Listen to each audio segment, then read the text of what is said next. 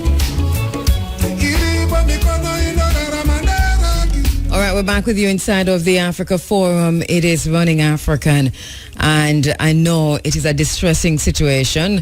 It's also a depressing situation. We are taking your telephone calls in this segment of the program as we ask who is a visitor. How do we get rid of the visitor? How do we remove the Queen of England as a head of state?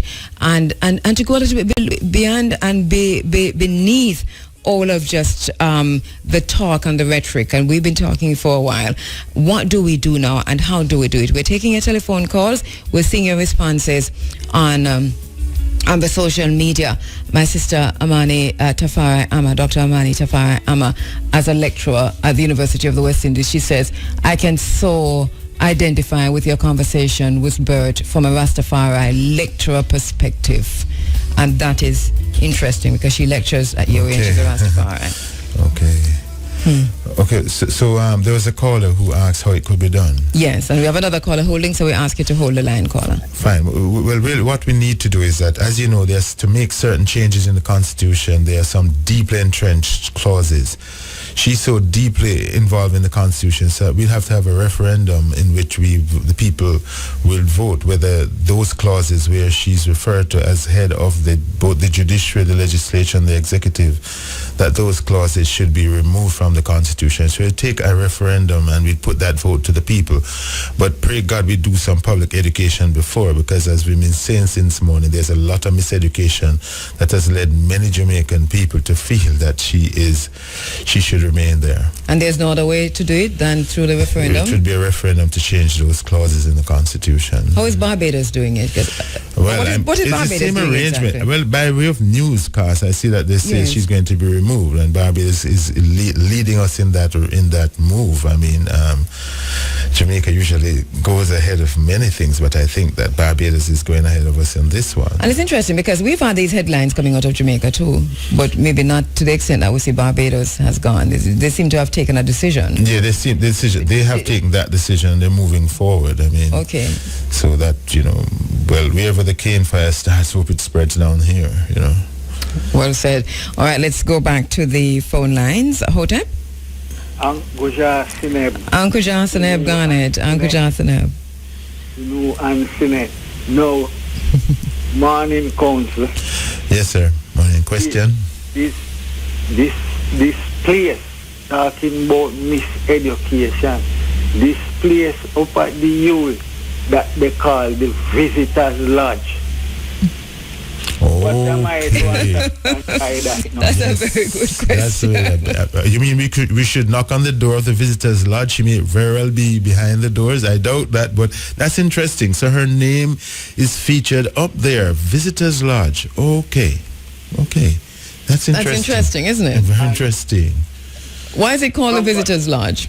Because it is her lodge. It's not our lodge. You see, I was fooled into thinking that the Visitors Lodge is a place where when you come a function up at the U, you stay there. Now I am getting to understand is no such thing. And listen, do you believe that the Mona campus is a former plantation? If you look, you see the aqueduct, the brick walls. Mm-hmm. So on the very place. And there have been archaeological finds there in terms of I think a burial place. Yeah, of course. Yes. And it's the very place where we were enslaved. It's the very place where she continues to rule. Aren't we? Where's our dignity and pride? But then beyond that, the University of the West Indies, where you expect critical thinking and radical action and change. So how come? Yeah, I just don't know. But there are many times that her visits have taken her to the campus, and when she goes there, she's always opening some either department or. So her name is up there. I think she opened the law school too, and she was the one who opened it. So we not only we welcome her and we give her functions to do, because that's the thinking of the people who are in charge of us, the local lackeys. Education, because I am seeing since this morning that the term independent really means INTHEPENTHEN.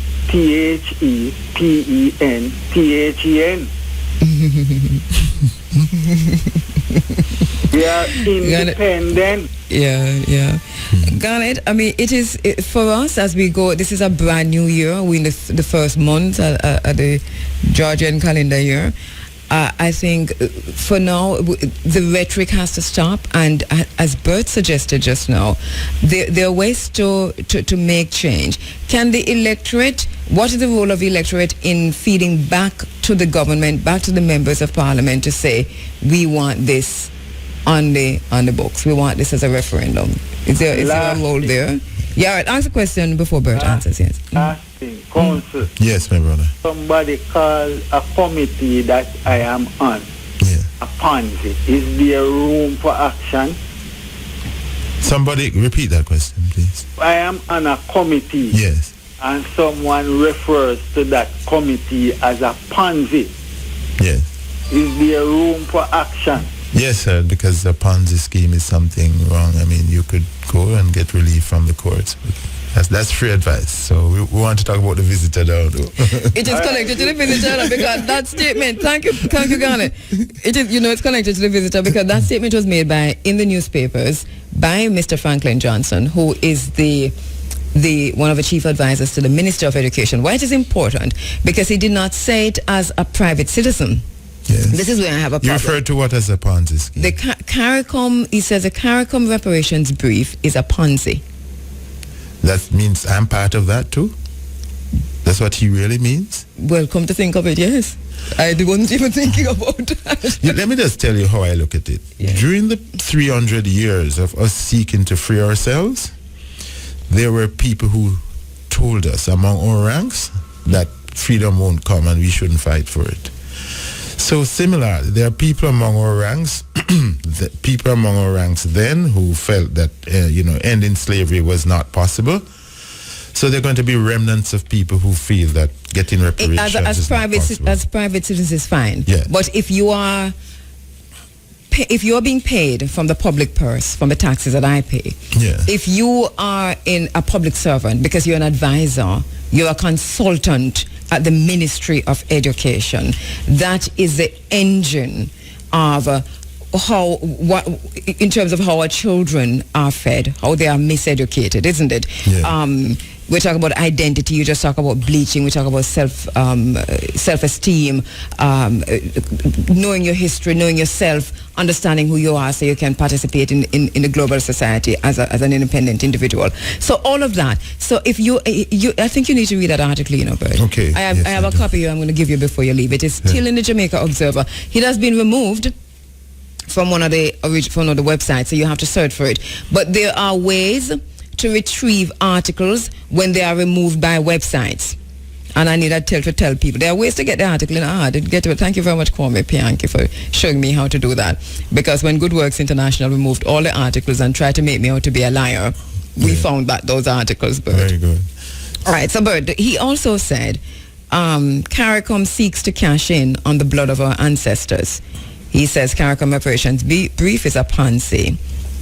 He cites a Windward Road Primary School student who said England should not pay reparations since Africans were enslaved by their own ancestors. And then he goes on to say, isn't it interesting that Africans are the only ones who sold themselves into slavery and continue to do so? He says reparations is the tip of a corrupt pile. My God. And he's still employed there. Today is 100 days, exactly 100 days since that publication in the newspaper. I think that CARICOM Reparations Commission, that's Sir Hilary Beckles, need to respond because he went all the way to the Queen of England to present on behalf of the Caribbean people for reparations, didn't he? Yes, but that gentleman, why doesn't he come for a debate on that issue?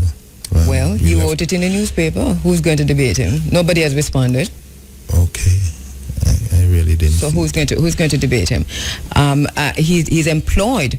My main concern is that he's employed in the Ministry of Education, and I think that he should step aside. Personally, I don't care what he thinks as a private individual. It doesn't matter. I can couch it and see it even from the perspective that you just pointed out. My main thing is that he's advising The Minister of Education was identified himself. I heard him speaking to Dr. Imani Tafari Amma and Sean Hay Webster, identifying himself in this nice way. I am a white Jamaican, as a white Jamaican myself. That is all the Minister of Education. He said it just recently. So we have a problem. The visitor, the white Jamaican, the Ponzi scheme, we have a problem, and it is all connected. In East Africa, the Arabs have already disgraced Islam. They had started a slave trade 600 years before the Europeans.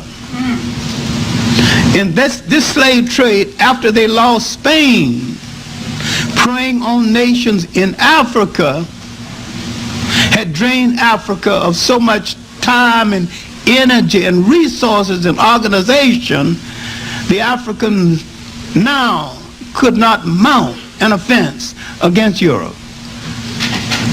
Now we see the enemies that the Arabs that we had installed in Spain and the Mediterranean, because the military arm was African, turning on us.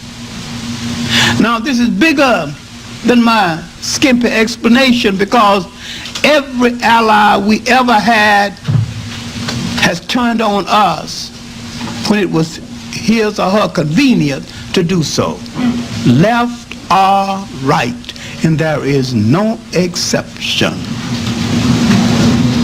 Now the Arabs have turned on the Africans, moved down from North Africa and destroyed the great nation states in inner Africa. Now they would increase the slave trade along the coast of West Africa, the Portuguese and the Spaniards. Africa is in a bind now. East Africa is controlled by Arab slave traders. North Africa is controlled by Africans and Arabs returning from the conquest of Spain now that they've lost Spain. West Africa is arguing among themselves because they can't settle their family dispute. They will make a mistake by inviting the Portuguese to arbitrate their family dispute. Now, I've said this before, if you didn't learn anything from Godfather 1 and 2, you never, absolutely never invite an outsider to settle a family dispute. Never. Sober up old drunken Uncle Willie and let him settle it. But it must be somebody from within the family. Now the African is in a bind by the European. Now let us explain something that a whole lot of people have got misconceptions about, whether the Africans had slavery before the Europeans. In the European sense, no. Servitude is not slavery. They had worse servitude here in the United States, whites against whites. Many times the Africans in wars or difficulties would capture other African groups. These groups would have to work their way out of indenture, either tending cattle or doing something. Some groups built up a surplus of labor. The Africans had no big ships to take from Africans down the coast. So he knew a king further down who needed some labor. Now that the Portuguese are there, he hired some of the Portuguese to take these Africans from one part of Africa and another. Now the European is interpreting this as meaning the African was in the slave trade.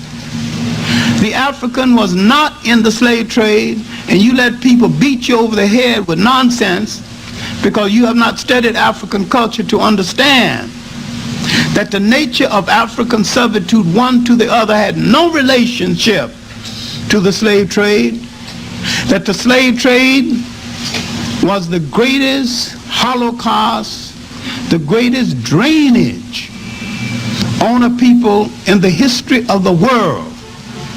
Africans had no ships that he could connect 3 continents. And even if the African was in the slave trade, he could not have brought it off. He didn't have a ship that would hold 100 people along the coast. Mostly big fishing boats and river boats. So he could never have brought off anything as massive as the Western slave trade. Couldn't have done it if he wanted to. Didn't have the facility anyway. I am not saying Africans were right in imprisoning their in holding their prisoners of war and making their prisoners of war work for them. Well, that's better than killing them, but I'm saying that they made a symbolic mistake and a tactical mistake when they hired the Portuguese to take captives from one part of Africa to the other and gave the Portuguese the illusion that they were in the same trade and had the same intentions for enslavement as the Portuguese. That was a mistake. It was a mistake because we did not know the European culture and we did not know the European mentality. Didn't know it then, don't know it now. Otherwise, you would behave differently. The Africans came from a society that was collective. The European came from a society that was individual. 2 kinds of temperaments, 2 different people. Now, in the Western world, you have become selfish, closed-door individuals. You get in your lonely room to think of something to tell your analyst, but if you had some friends, you wouldn't need any analysts.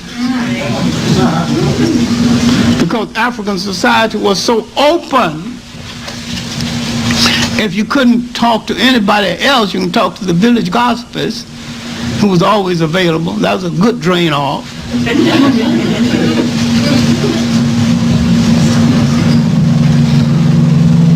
But we became a different people in this bind.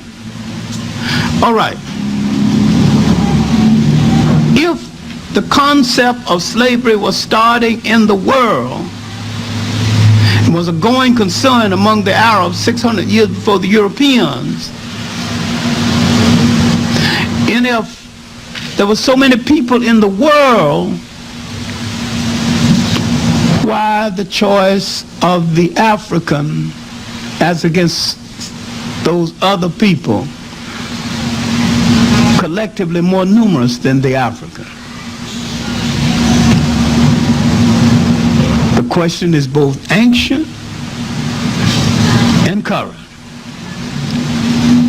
Why is Africa more exploited right now than any other continent? Why do people willing to fight Africans and not willing to fight others? Why does Israel get more aid than all the African nations in the world put together? One nation in the total population of the Jews. The total world population is less than 1/2 of the black population in the United States. Why do they get so much attention, you get so little attention? They got their political thing together, you haven't got yours together. And they got their religious thing together and their culture thing together. Religion and culture are servants of a people, and they convert it to service. With you, religion is religion.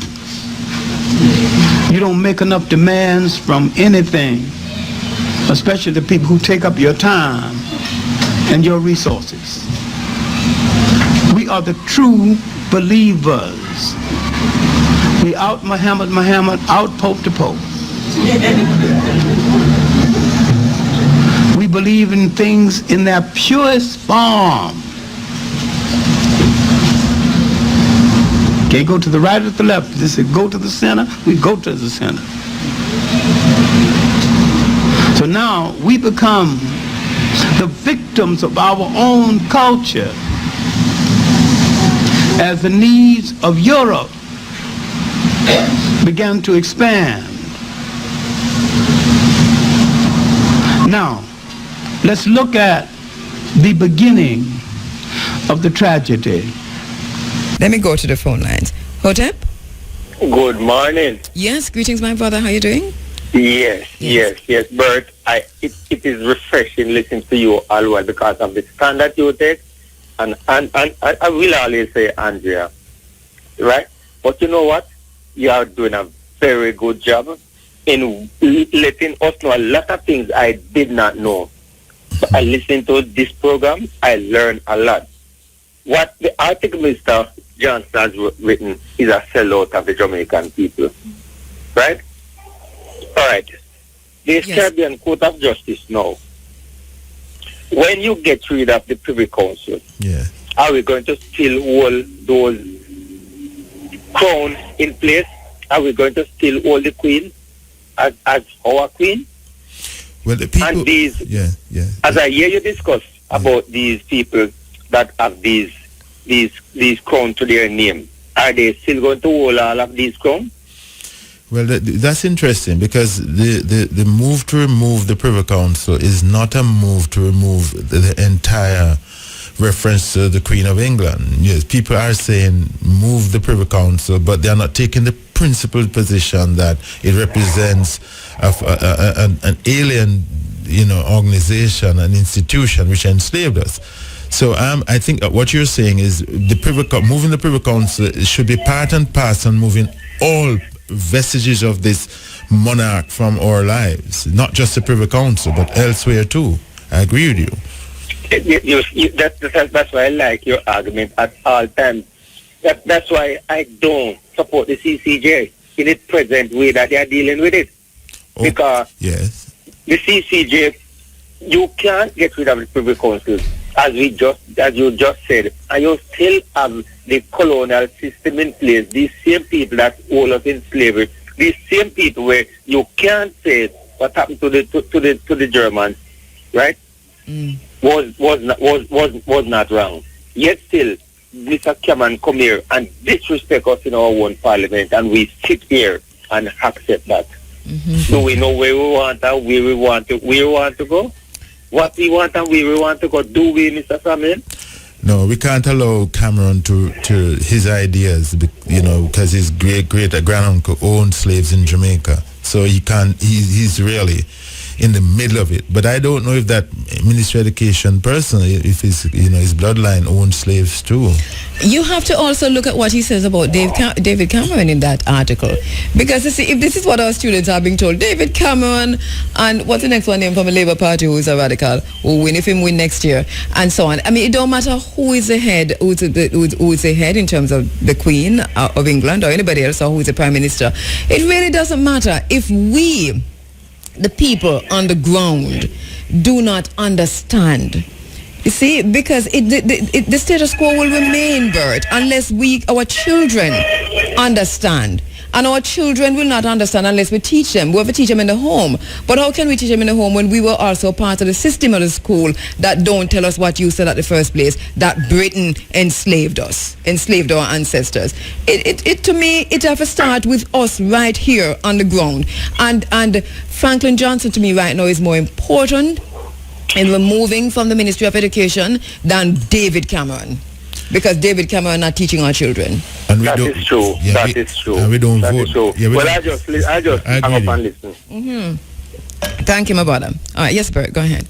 Yes, when will it happen? It will happen when the people make the correct demands. When we say, let me see what your manifesto is, and if your manifesto does not have on it removing that institution, we are not going to come out and give you our votes. I think that is where the people's power has to be And Bert, employed. may I ask you again, where does the people power come from? Because what part does knowing, and we not say knowledge, nor education or miseducation, but knowing, what part does knowing play in understanding your power?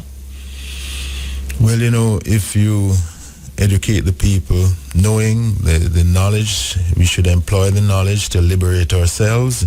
And that is when we know we would just not go out to vote because the wrong things are in the manifesto. Oh, goodness. Wow. Speak truth to the people. To identify the enemy is to free the mind. Free the mind of the people. Speak to the mind of the people. Speak truth. So here's a question on Facebook saying, talking again about the visit, and I'm so far away, so I'm just going to paraphrase this question, which is asking, if the visitor, how long has a visitor being a visitor? I think that's basically what the question is. Well, yeah.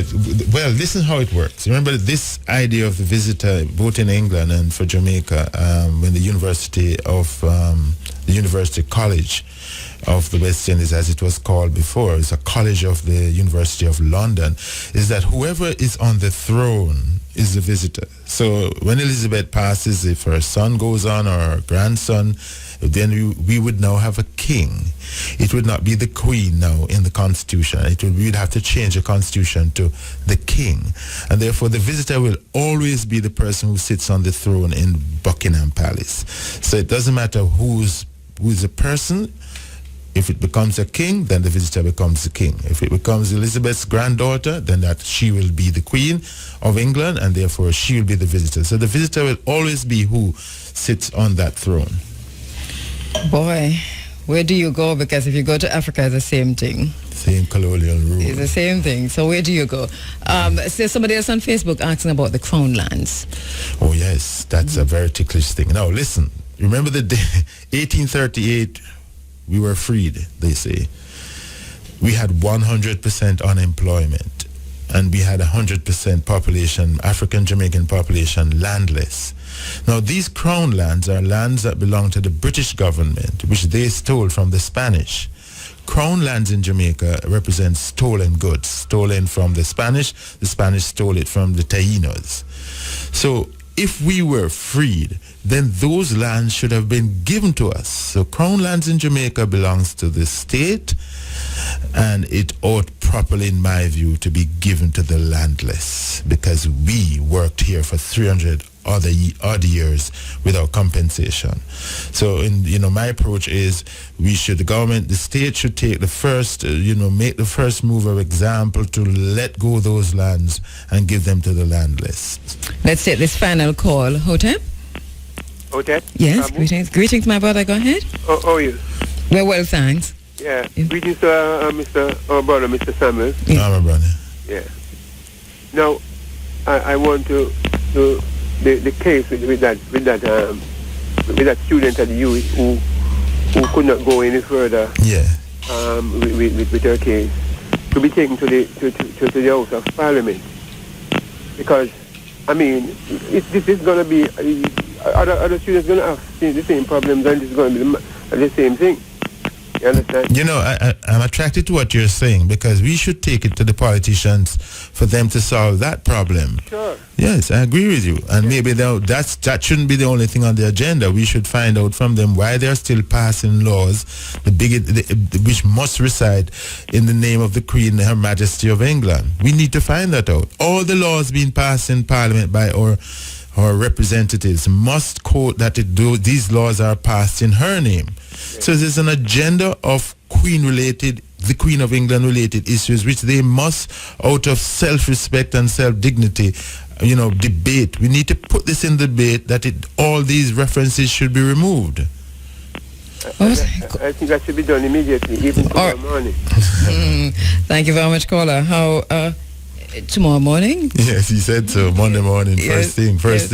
All right, take a final one. All right, we'll take a final one quickly. Let's go to that one. All right, Hotep? Hello? Yeah. Yes, go ahead. Yes, good morning. Andrea? Yes, go ahead. Good morning. Good morning over to the you. world, and good morning for everyone who was listening at this moment, at this time. Right. I'm sorry to tell you that you have 1 minute. You have 1 minute, sorry. Mm-hmm. Yeah, you first need to come to free spirituality, connection with the source of life. That is what drip your mind from mental slavery. So we don't know where we're going and we don't know where we're coming from. That is the first main topic. And the next one, spring start, the earth cycle of a new year. All right, March, April. You have just 30 seconds. Do you have a question for Mr. Samuels? Yeah, Mr. Samuel. Yes, sir. The first thing to free ourselves from the mental slavery of our slave master is to go and start from the spiritual connection to life. All right, you said it already. So thank you much. Thank you. We do have to go. All right. So he said that. You want to respond to that, right? Well, the spiritual side, I'm dealing with the literal side. We're dealing with the spiritual right after this, actually, because Professor Tunde Biwaji is in the wings waiting to come in to talk about the concept of God in African traditional spirituality. Fine. So we're segueing right into that in a little while. Well, Cabo, it's the end of my time, but I just wanted to tell you that you're being heard all over the world. My client, Ian Gordon, who visited from England, said that he was watching that trial live, and he's latched on to Area FM all the way in London every Sunday. Good morning to you, Ian, which is my brother. And thank you so much, Bert. Always a pleasure. A duty to be here. And we rely on you so heavily. So thank you so much for being here. You're going to have to come forward to continue this conversation. But in terms of operationalizing and action, what from here do you suggest? Well, Cabo, I'm on the call list of people that you call, and I'm ready to join that fight. I mean, I'm in the fight already, as you know. I'm up against my own, these Ponzi-eyed people who refer to our compensation as a Ponzi scheme, which is so unfortunate. And we have just gotten the article. I'm going to try and respond to it. And therefore, we just have to keep the education going. Marcus Garvey did make it clear that if we don't educate ourselves, then we're not going to produce good limbs. We have people on Facebook, our audience, our listeners on Facebook and Twitter asking for your contact numbers. I don't know if you're giving anything out or you just want to give an email address or what. I don't know. Email address is my name. That's the easiest link. It's bert.samuels@gmail.com, and I'm prepared to answer questions raised with me after this. All right. Thank you so much, Mr. Bert Samuels. Thank you so much. Thank you. Bye. All right. Well, good. Bert Samuels there. And what a task we've had. What a task we have ahead of us. What a task we have. But we are up to the task. We are ready and we are willing and we continue to defend ourselves, as our brother Fafai says. We're under attack, so we defend. Thank you once again, Bert Samuels. Hide nothing from the masses of the people.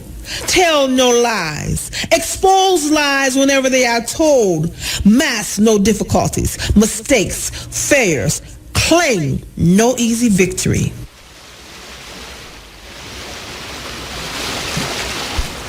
Omar sem fim, o alto já me acredito que vai dia fez banda abaixo, ele perdeu na buceu azul. Omar sem fim, vem da notícia de que ele ingrata e sem tinhas braços, inocência, trazer outro beijo em aperto.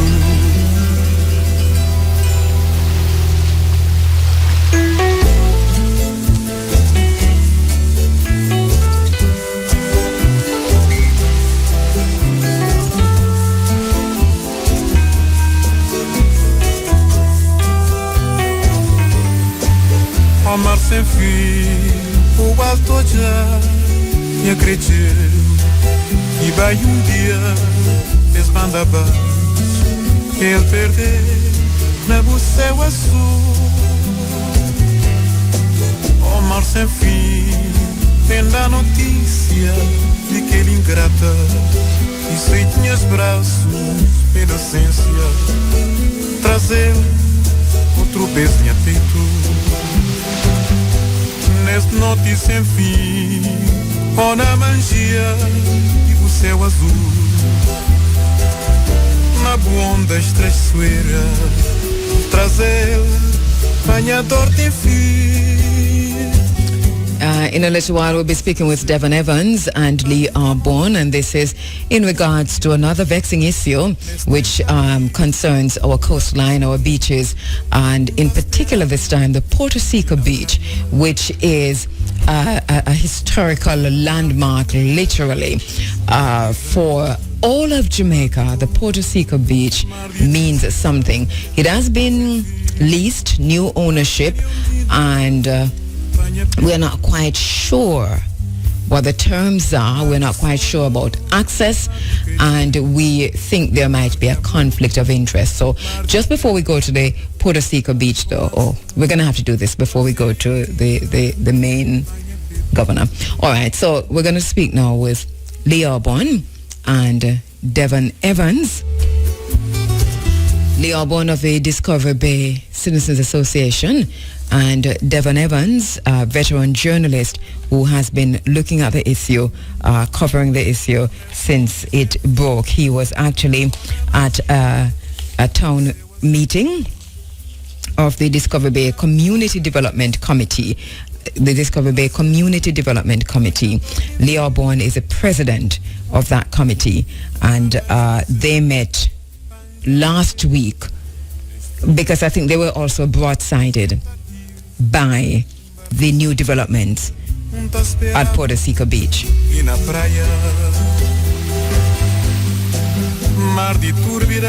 understand that the beach has been leased to guardsmen,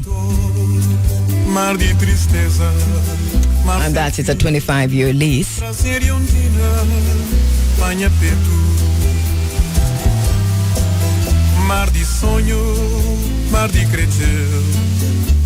All right, so we go to the phone lines where Devon Evans and Lee Arbonne are standing by. Good morning, Lee. Good morning, Sister Kabu. Oh, thank you so much for joining. Devon, are you there? Yes, I'm here. Okay, greetings, Devon. Greetings, thanks so much. All right. Let me start with this from a journalistic perspective, and then we come to Lee. Devon, what can you tell us about this new development in terms of a lease? What do we know? Well, in terms of the lease, things are still unclear. In fact, we were at a meeting there in Discovery Bay this week, a meeting called by Lee Arbonne and her group down there, and we had one representative of a guardsman. You know, the guardsman group of companies is the new leaseholders for the Puerto Rico Beach. Yes. But what I find is that there wasn't much information while the people of Discovery Bay are uproar and really want to know what is happening to the future of the heritage there. They sent a representative of a member company of the Guardian Group was there, and Laura Heron, and she wasn't equipped with answers. All she has to be doing is taking notes and asking that some of the questions be emailed to her, because what they will find is that the Guardian Group has secured a 25-year lease agreement with the Jamaica Bauxite Mine Limited to run Puerto Rico, and what they're saying that part of their plan is to invest over $250 million on the property. But what the people are saying, that there was no consultation with any of the people in Discovery Bay. They don't know anything about, not even the political representatives are really clear. Although the political representatives have given the project the green light, you know, the people are not clear. One of the things that really upset the people is that, you know, Puerto Rico is a big Boxing Day area. When it comes to Boxing Day, the entire Puerto Rico is jam-packed. Yes. And on Christmas and Boxing Day, the property was closed without any notice. Many people turn up only to find the property closed. Have to be left disappointed. So we are saying it cannot be. You cannot just send a small a person in the group who does not have the information. We need to hear from some top executives of Guardian as to what really is in store, how the people will benefit if the people continue to have access. Well, at the meeting, it was made and clear. This is Guardsman. This is Guardsman, right, Devon? Yes. Different from Guardian. Guardsman. Guardsman. Yes. Yeah, Guardsman group. Mm-hmm. Yeah, they want the people want to know. Although they said at the meeting that yes, access will be granted to the residents, but at a cost. The member of parliament said currently people are paying $300 to enter. So he's asking that if the price can remain at $300, but there are a whole lot of things. It is not clear. Yeah. Let me find out from Lee, because Lee, as a president of a Discovery Bay Community Development Committee, and you have been very, very active in the community, holding community meetings and so on. What did you know about the plans to lease Puerto Seco Beach, if anything, and when did you know? We knew nothing. The community knew nothing about it. We just saw that Puerto Seco was closed in November, sometime in November, and people were concerned what was going on. There were rumors about. So in actual fact, the CDC, well, people were asking me, can we find out some information? So I called a meeting, and I called a public meeting, and we also wrote to Guardsmen asking for some information. Mrs. Heron actually came representing them. I think she's part of the management team. However, she did not come equipped with information from the proposal. She spoke with us. We were to an extent satisfied with some of the information, but we needed some more. All right, talk to us about that which you were satisfied All right, with. let me tell you what happened. 25-year lease from the Jamaica Bauxite Mining Limited, the same amount of money as your colleague said, 250 million. She said that they're in the first phase where they're repairing basic infrastructure and the beach will be reopened in February. Couldn't give us a date. She said that she would be using local people to help to do that infrastructural repairs and so on. She said that in the proposal that won the bid, there were concessions proposed for the community, and also the fact that a part of the management team would include members of the community. However, our concern was and this was our big concern, we, the community, knew nothing about what was going on, and in actual fact we felt that was disrespectful and ignoring us. However, she apologized profusely, and it was suggested very strongly in the meeting that as from now the CDC should represent the people of Discovery Bay as well as other people in the community on any further planning that will be going on, and as part of the management of the beach, we should be involved. All right, and so there's some things that you're satisfied with up to that point, but you said there are others that you're not so satisfied with. Mm-hmm. Yeah. Well, we're not. The MP was there, the councillor, and the other side, the JLP caretakers, and everybody. There was consensus about affordability. That was very strongly stated in the meeting.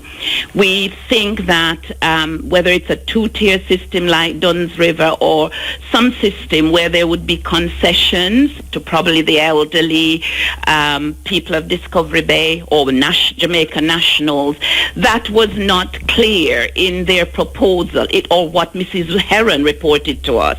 Mm-hmm. As part of the proposal, because Mrs. Heron did not have the proposal with her, so she just told us roughly that there were concessions. Mm-hmm. She has promised to send me the list of concessions so that the community will have an idea of what concessions were in the actual proposal. She, however, mentioned that the proposal is a working document. Consultation would definitely take place, and in actual fact, she expected the community to play a part in deciding what the entrance fee to the beach would be. Something that was very important, Kabu, is that it seems to be a three-tier system. Mm-hmm. The gardens being beautiful, she said, was important for them. It's a 10-acre plot. But also that there, as well as the beach, there would be things called revenue centers, such as water sports and other activities going on where they would be able to make money in order to upkeep the place and obviously have some profit. Mm-hmm. So I think the community accepted that something like that is understandable, because if they're going to be plowing in 250 million in, mm-hmm. then obviously we expect that they'd want profit. Mm-hmm. But we do not want development in Discovery Bay without the community being involved and being part of that decision-making team about development. Yes. What we need to mention is important that the community is still on edge. The Discovery Bay community is on edge, not only because of the lack of knowledge or consultation relating to Puerto Rico, but the adjoining properties like the Portland Road. Yes. The Portland Road is class and race prejudice. That is what is being practiced. We need to make it clear. Yeah, can I just... All right, let's hold that thought a minute, Lee. Don't forget it. But I want you to build up on that. Did you say class and race prejudice, Devon? Yes. Yes. In fact, the affluent landowners in the area are going ahead to even block the view of the ordinary residents, including the fisher. What they have done, there was an informal settlement, and they built a high wall to block off all that area, because on the end of the Portland Road, there are some cottages that they have their guests that come in. They also went ahead and built a barrier. That barrier that was ordered, taken down by the St. Ann Parish Council from October is still there.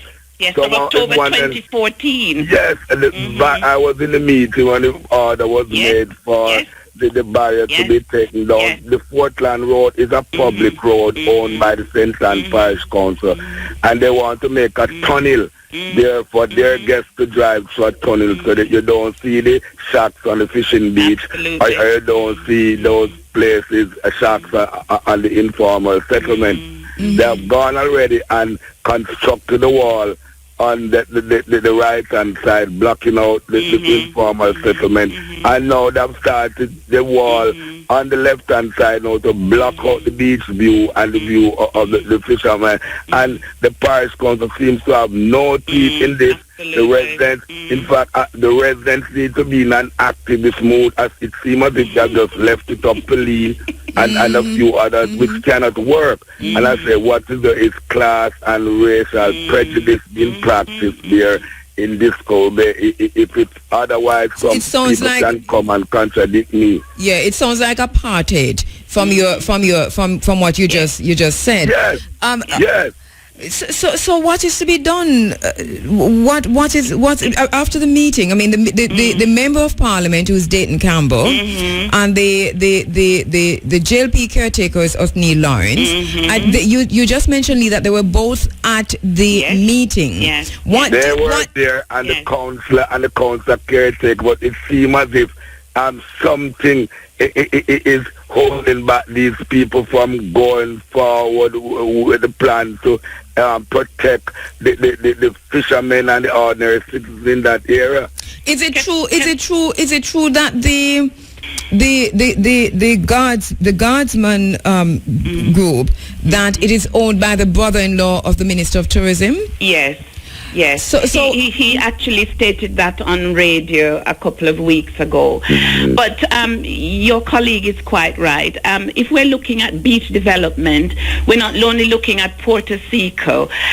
We've discussed Puerto Rico, and we think that there might be some movement. If Mrs. Heron and the Guardsmen people renege on their deal with us that they're going to move forward, then we can come back to that. But I thought the meeting, the consensus in the meeting was that, all right, you started off on the wrong foot, but you're now going to go on the right foot. Let's see how we work there. The big concern, as your colleague said, was Peach Beach and Fisherman's Beach, and that little piece of land that is NLA land, which borders. I remember Peach Beach is owned by the Jamaica Red Cross. Yeah, I'm going to go into that in a minute. And efforts are being made by some of these affluent landowners to influence Red Cross to grant them the permission to continue that war. Devon, let me let Lee finish the thought she was making. Yes, go ahead, Lee. Okay, so if you think of our beach, we have Puerto Seca, then we have the membership beach run by Joyce, and that's also sort of private, but you can join. And then you have Peach Beach, which is run by Red Cross. Now, Red Cross was given that by the bauxite company. When I spoke to Mr. Gooden last week before the meeting, he said it's owned and operated by Red Cross, but and I'm quoting verbatim, but we've never locked anyone out from using it. It is not, however, a public beach. I said to him, well, what is going on? Because the CDC approached you in 2015, January 2015, about a community project that would be called the D-Bay Sea Center, where we had a Dr. Dunstan from USA who, and we'd met with Dr. Crooks representing tourist enhancement, and somebody from Chamber of Commerce, Noranda Bauxite, Social Development Commission, and Parish Development Committee, looking at the possibility of a community project on that Peach Beach. But we needed Red Cross to be as a major stakeholder to obviously give us the go-ahead and become involved. Dr. Edwards, who was president, he spoke to me and he said he was taking it to the property committee meeting and he would get back to me. He never got back to me. And we're now concerned that Mr. Gooden is telling me that the property committee is looking at how best and I'm quoting, how best we can operate it. No decision has been made, but many inquiries have come to us, and they are usually commercial proposals. I suggested to him that he should relook at our proposal as well, and he said he would be getting back to me on that. But Kabu, what I think is that the people of Discovery Bay will need, as your colleague said, to be more active. We tend to sit back and wait until something happens and then we react. Now, your colleague mentioned the barrier. That has been there. A member from the parish council came to our meeting in 2014 and said she would get it removed immediately. It's still there. We have rumors about development about to happen around the runway, and neither the member of parliament or the councillor could tell us anything about that. Your colleague is also right that the people in Discovery Bay are irate about the height of that wall that's been built, and that it has gone down to the foreshore. And they have actually, the fishermen have actually got NEPA coming down to decide whether that is fair, that is right or not, whether it's legal or not. I think what is happening is that you do have visitors, mainly from overseas, who come down to what we call Millionaires Row. And to be fair, sometimes along that area, we as Jamaicans need to take more pride in ourselves. You know, well, let us take more pride and let us get to the table in these community meetings and take more pride. Exactly. But the apartheid-like conditions that we see developing along the coastline of Jamaica, from Negril Point to Morant Point, and specifically and particularly between St. Anna and St. Mary, also parts of St. James, I am frightened by what I'm seeing at Discovery Bay. Devon, you just mentioned that Puerto Seca Beach is a heritage site, literally. Yes. It has to be seen that way. We need, and Guardsman group really, as I said before, we need someone in top management to really deal, and not an affiliate company. But they realize that there has to be more consultation. There should have been consultation, and they didn't. They went about it wrongly. But now, if they But what about the representative of the people? I mean, the representative of the people had to have given. I'm disappointed. Let me tell you, I'm disappointed. The former MP, the present MP, the former MP is trying to defend, is saying to the people, the new developers, ensure that the rights of the owners are protected, and to ensure that charities like schools and others benefit from whatever project they are doing. But I say that is a private development where we'll take it's between the community and them, and we need to work on that situation. But what is going on in the Portland Road, we need to see by tomorrow that wall needs to be we need to start tear down the wall from tomorrow, and that barrier there across the road. Yes. How can the parish council take an order to remove a barrier and the barrier is still there? I think you've hit the nail on the head. The wall has been constructed without any permission, and under the parish council rules, you cannot do those type of development without onto the foreshore.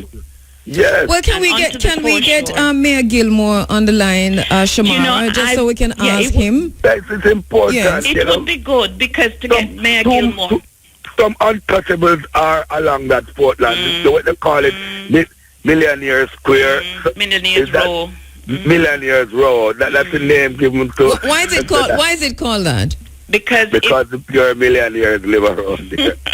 And in actual fact, a lot of people feel it is an apartheid system where that small group of people who are very affluent are able to ignore the parish council, ignore the government of Jamaica, and do exactly as they want to. If you tell me in 2014 the community was promised that the barrier which excluded them from going down to the sea along Portland Road was to come down, and we are now in 2016 and the barrier is still up, what does it say?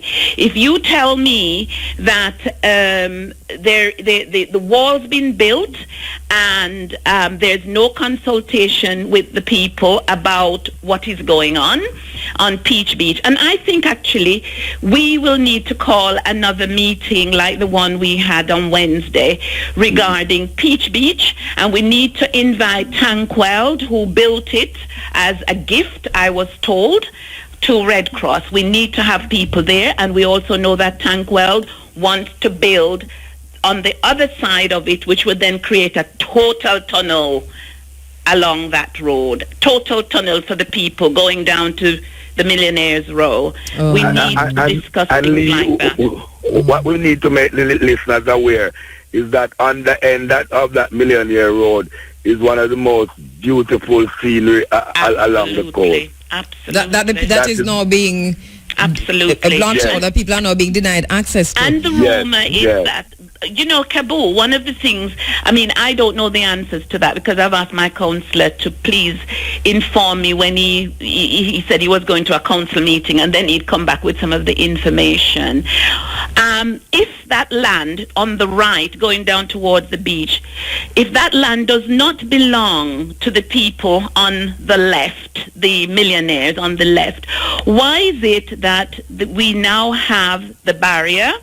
We now have a whole load of solar there as well, and the rumor is that there's going to be development, plus the fact that 2 houses were knocked down near the airstrip because they were said to be illegal, and the MP said that they were outside the boundary of the informal settlement that's now being regularized, and bauxite had them removed through the court system. What is actually going to happen there? Devon, Lee, I'm totally out of time for cash pot. But we're going to continue the conversation because there is something rotten in Denmark. I am smelling it. It's connected to China. It's connected to highways. Connected to Fisherman's Beach down here in Otrias. It's connected to the Roaring River lands. It is all a big plan to exclude the ordinary people of St. Anne from the processes of development taking place in St. Anne, even at the same time while smoke and mirrors. We're going to leave it there. Can I just say this quickly, No, all right, quick. No, please try and get the parish council to talk with us. All right, we're going to do that. Really, yes. We're going to do that. Devon, thank you so much. Lee, thank you so much. And we'll continue this conversation. Lots to talk about. All right. Dayton Campbell,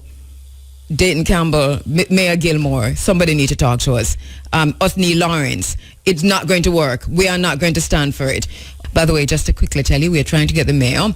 Mayor Gilmore, your phone is ringing without an answer. We're now trying for Dayton Campbell. Let's see what happens. When we lose our African connection, we lose our rural connection. When we disconnect ourselves from Africa, we cease to be a world people. Without the African connection, we are a disjointed people, begging for the entry into somebody else's house. All right, listen. While we're trying to get Mayor Gilmore or Dayton Campbell, the governor of Maine, Governor LePage, in making a presentation regarding drug use in Maine and the increase in heroin consumption and abuse in Maine, he talked about who the persons were. He tried to describe the persons who were involved in drugs, where they were coming from, and so on. And then he made a very racist statement. And after that racist statement, he apologized but didn't quite apologize. So he made it worse. We have a report from CNN that I want to carry.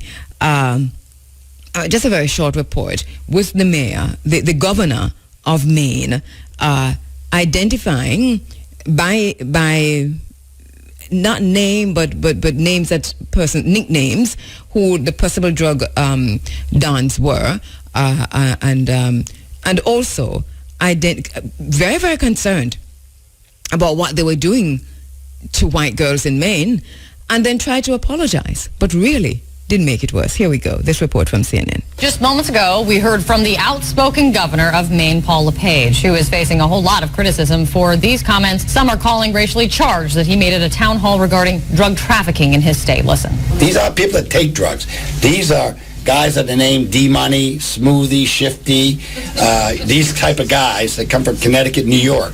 They come up here, they sell their heroin, then they go back home. Incidentally, half the time they impregnate a young white girl before they leave, which is a real sad thing, because then we have another issue that we got to deal with down the road. Interesting, you heard some chuckles when he said Shifty and D-Money. You didn't hear any chuckles when he said impregnated white girls there. This is how the governor defended those comments just a few minutes ago. I was going impromptu and my brain didn't catch up to my mouth. Instead of saying Maine women, I said white women. If you go, and I'm not going to apologize to the Maine women for that, because if you go to Maine, you will see that we're essentially 95% white.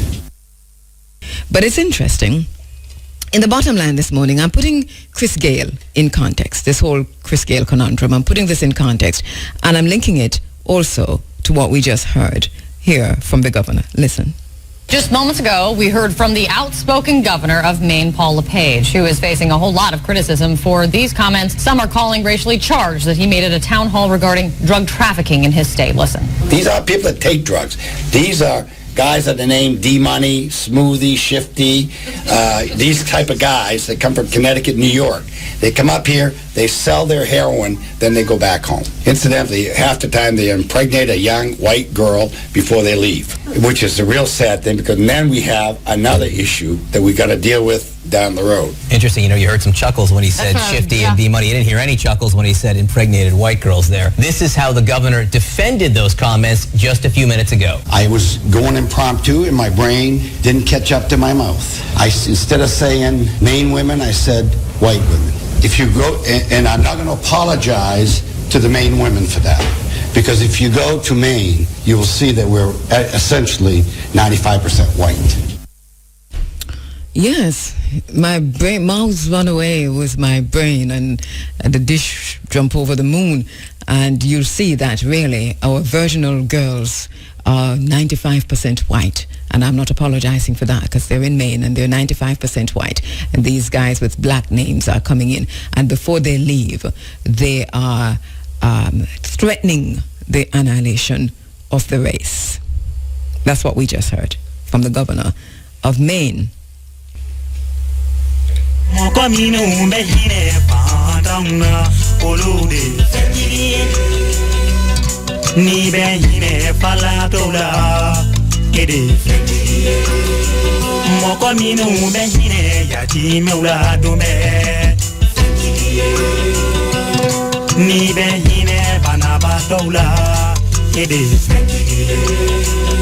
Arrahamane wadodo jabaru masa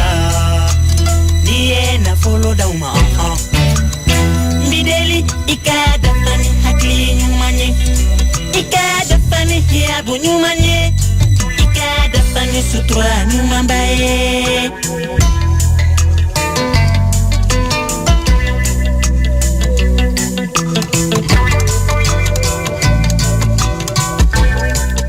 wale nyumangemo umiri ade bande menam ade mena alado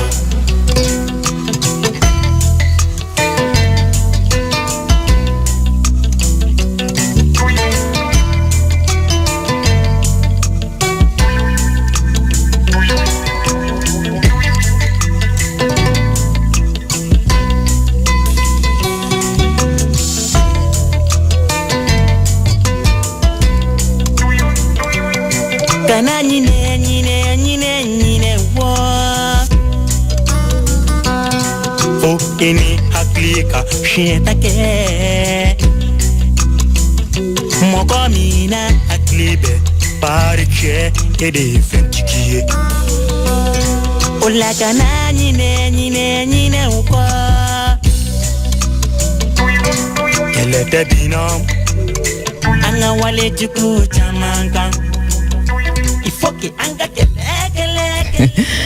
All right, our system is one of detachment to keep silenced people from asking questions, to keep the judged from judging, to keep solitary people from joining together, and the soul from putting together its pieces. We know that, but we also understand that we are not part of that system, and part of the mission, part of our responsibility is to ensure that no one silences us. That if you judge me, expect to be judged. And you can't stop me from organizing and collaborating collectively with the masses of the Jamaican people, with African people everywhere. And don't even go into the spiritual realm. At 9 o'clock, we're going to be joined by Professor Tunde Biwaji. We'll be talking about the concept of God in African traditional religion. That's coming up at 9 o'clock.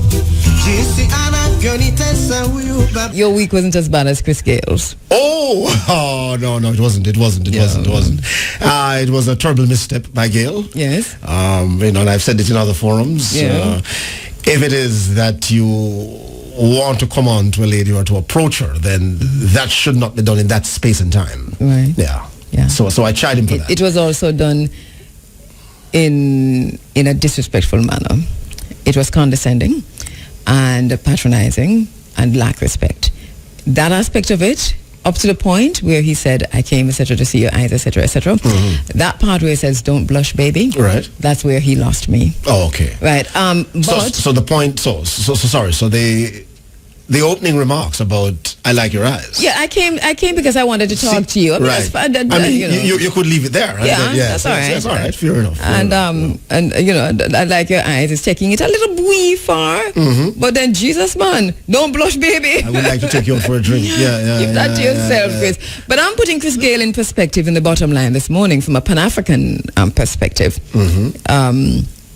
Looking at a few issues that are all connected. So you should listen to the bottom line at 9:45. All right, I'll ensure that I do. It's called Putting Chris Gale in Context. Okay. Yeah. All right. Pan-African. Yeah. 'Cause, you know, I look through a Pan-African. Yes, definitely. Right, yes. I mean, you don't necessarily just look at the issue for the issue's sake. No, my lenses are Pan-African lenses. Definitely, yes. So I see everything in Pan-African, African-centered way. And there's an importance in looking at it through those lenses too. Of course, yes. Because when we saw Cricket Australia representatives and we see members of the media in Australia coming out against Chris Gale and bringing up other issues surrounding the West Indies where Chris Gale is concerned, looping that too with his bedroom and exposing his personal affairs with other women on the beach and so on. I say, wait, they're going too far. It is. It must be seen, I think.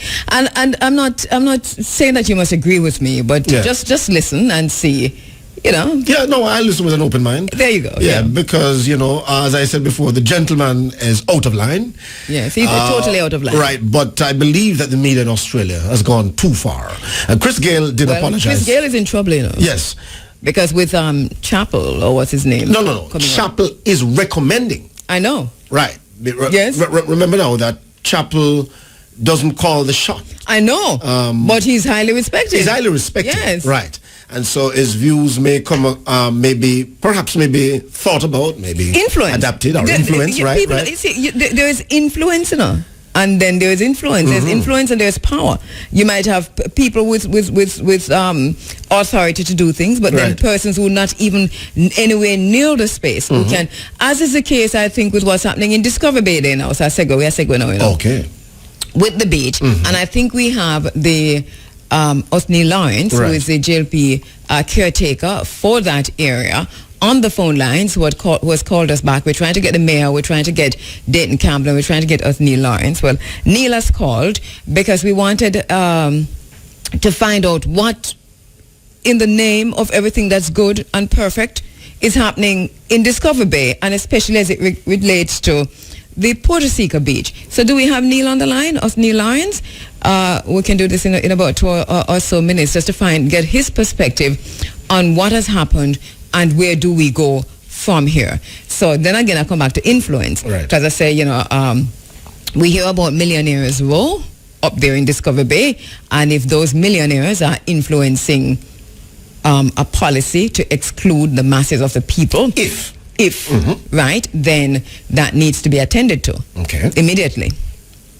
Okay, right. But this is a question you're asking, so it's if. I am just asking a question because I ask questions and sometimes I don't want any answer. You ask a question, you leave We're not getting you back, Neil. You called before, we're not getting you back, and we might not have that space to squeeze that in again, but if you are hearing us, call us back. Yeah. But definitely we'll track this issue with Gale. I mean, Gale, though, before I run, is suing Fairfax Media. Yes, I know. Right. Because another woman came out of the woodwork to say that some time ago that Gale exposed himself. Right. She said she walked into the dressing room and she was looking for something of the sort, and he removed his towel and said, "This is what you're looking for." Something to that effect. Who is she? Who is that woman?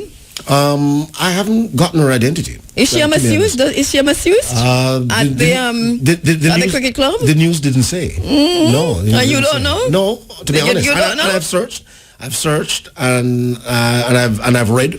Robert don't know, Miss Robert Williams. If Robert knows, then Robert could perhaps tell us if he's listening. But call Robert.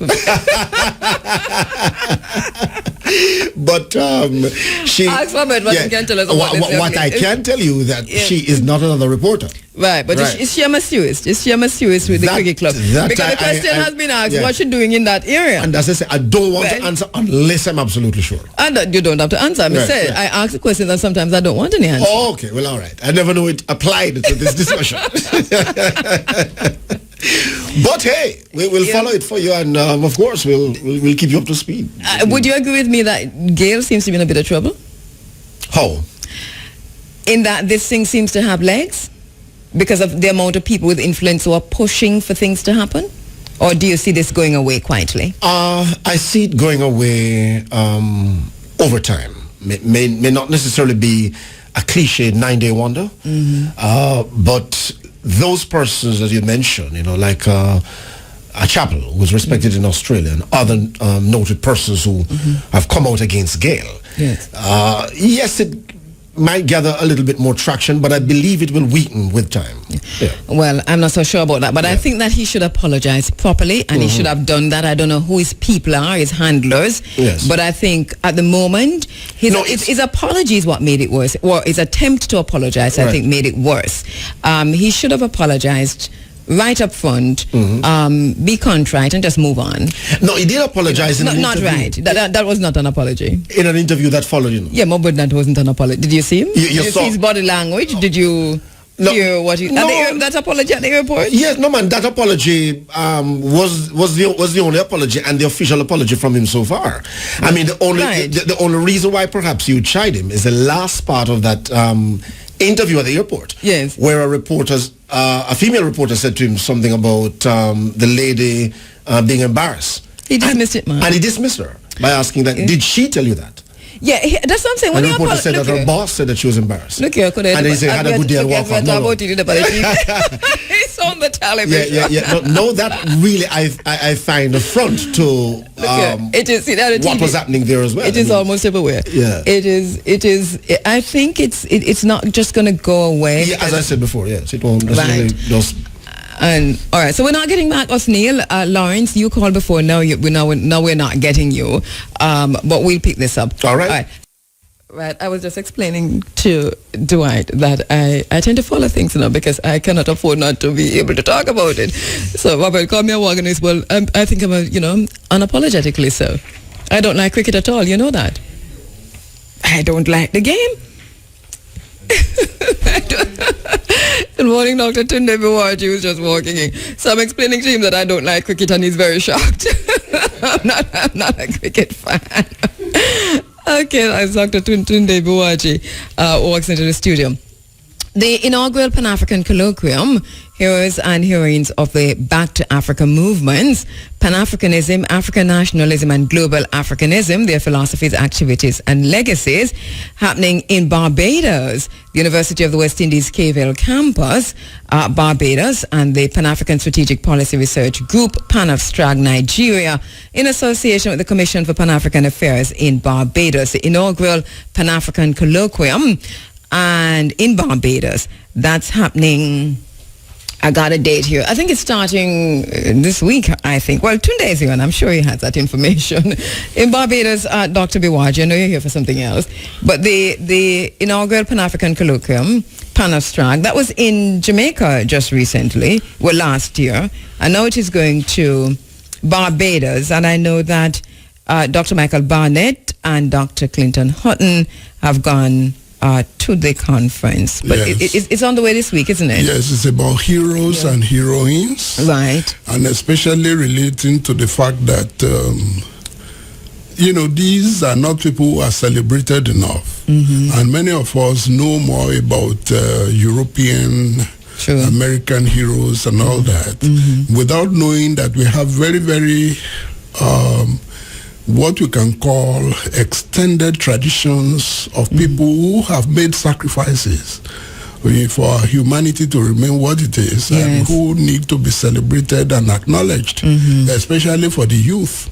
So this should be a good one, as you say, heroes and heroines of the Back to Africa movements, Pan-Africanism, African nationalism and global Africanism, their philosophies, activities and legacies. Yes, but first of all, let me say good morning. Good morning to you. Listeners. Yes. Before I forget my manners. That is quite true. I know. I apologize. Welcome. You see, it's a family member thing, where it's as if you would. But at the same time, you mustn't take those things for granted. Because without them, there will be no program. That is quite true. Yes. So I'll give you a chance and your time to say good morning to our listeners.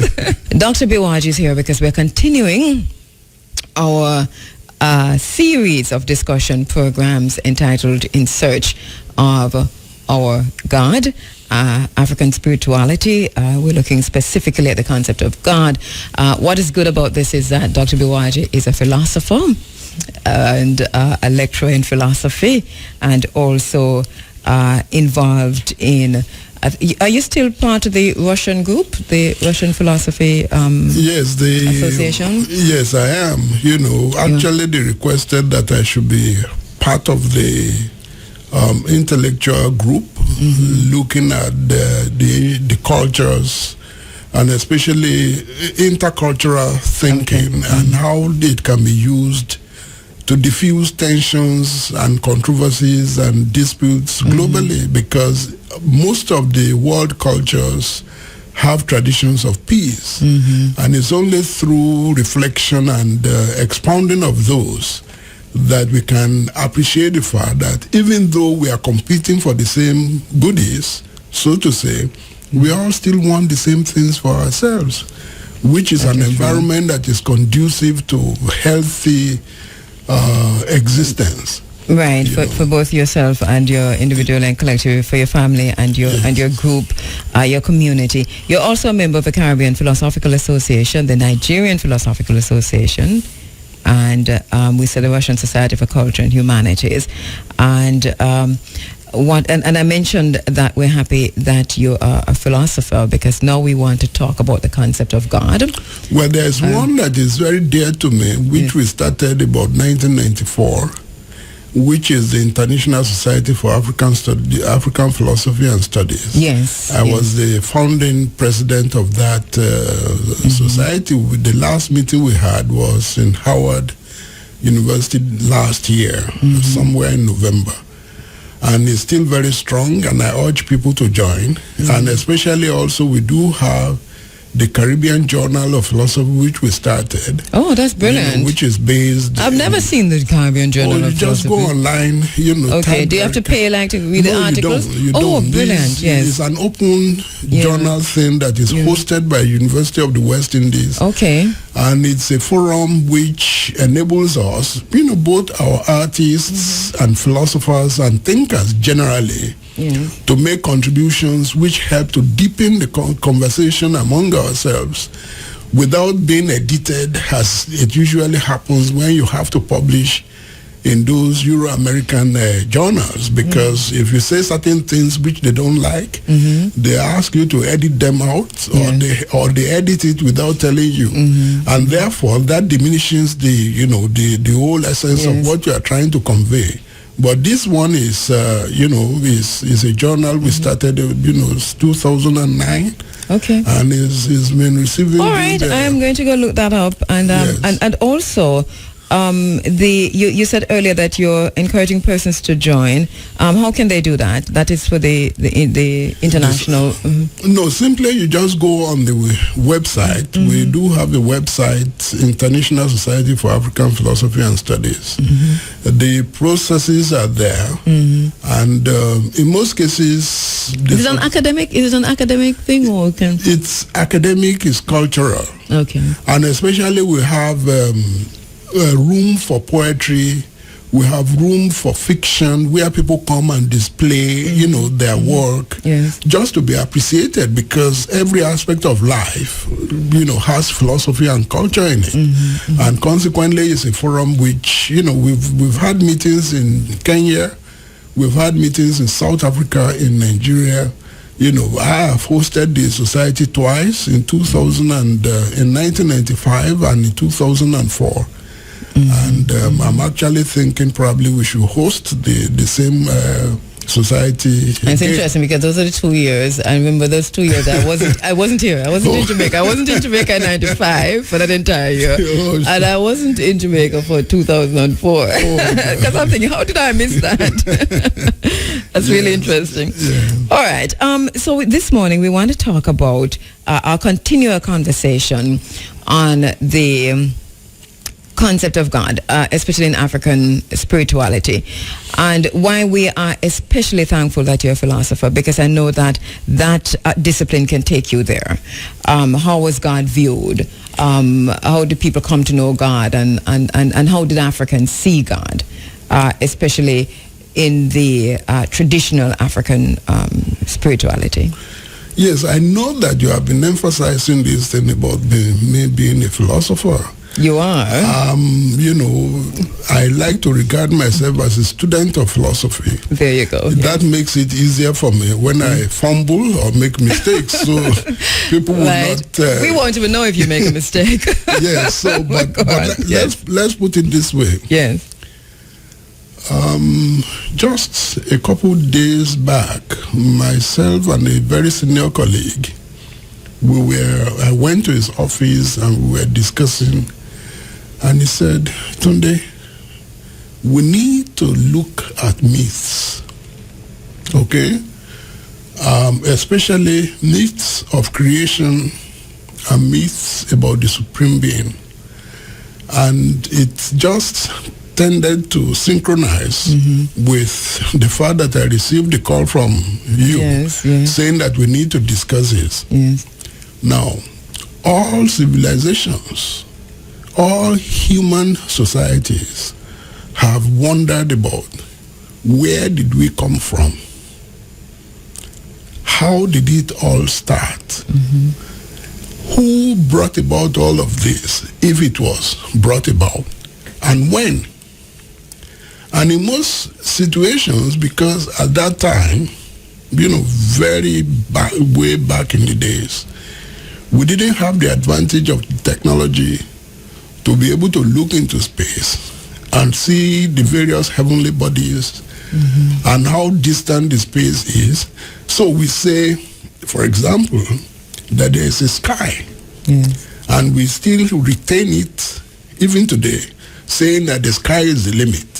Whereas there is no sky. The sky is a metaphor for space. Okay? And consequently, most civilizations, in their reflections and the quest to know where we came from, postulate the idea of a creator or a supreme being. How they then figure out the supreme being would depend on the environment in which they live. If they live in the tropics, where you can have, rumbling thunder, lightning, heavy rainfall and all those things, you have huge trees, where you can't even see the sky in some instances. They tend to postulate ideas about their origin in those terms. If you look in the Bible, for example, the Bible and the Quran originated in an arid desert, so they talk about the wilderness. And if you look at the wilderness and those metaphors relating to what you call pastoral life and the conception of God as a shepherd, the Lord is my shepherd, it all ties into those ideas of their effort to understand who guides them, who protects them, where they came from. So, what I'm trying to say, and if you read the books about religion and the origin of religions, because I was a student of religions, I did African traditional religions as undergraduate, and I still study it. You will find that most of those societies then conceive of God, in most cases as male, and in many cases as male and female, and in some cases as female. Okay? In that kind of situation. What about the racial makeup? Does it also correspond in terms of, because now you talk about male, female, so that is human form. Yes. So are these white male, females, depending on the arid or not arid? Because the idea of the supreme being, you see, this is what is regarded as anthropomorphism in scholarship.